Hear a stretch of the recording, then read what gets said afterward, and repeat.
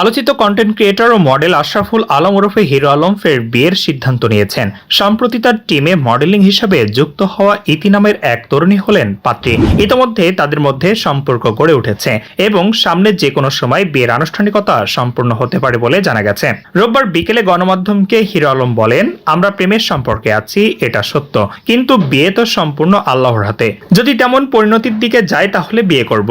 ইতিও বিষয়টি নিশ্চিত করেছেন। তিনি জানান, হিরো আলমের সঙ্গে একাধিক মিউজিক ভিডিওতে কাজ করতে গিয়ে তাদের মধ্যে সম্পর্ক গড়ে ওঠে। হিরো আলম বলেন, ইতি গাজীপুরের মেয়ে, অনেক ভালো একটা মেয়ে। আমাকে ফোন করে জানায় যে সে মিউজিক ভিডিওতে কাজ করতে চায়। আমি তাকে আমার সঙ্গে কাজে নেই, এভাবেই এই জায়গাতে ইতির আসা। অন্যদিকে ব্যক্তিগত জীবনে হিরো আলম বর্তমানে তৃতীয় স্ত্রী রিয়া মনির সঙ্গে সংসার না করায় ঘোষণা দিয়েছেন। তার অভিযোগ, বাবার মৃত্যুর সময় তিনি হাসপাতালে 1 মাস ধরে অবস্থান করলেও স্ত্রী রিয়া পাশে ছিলেন না, এমনকি বাবারও লাশও দেখতে আসেননি।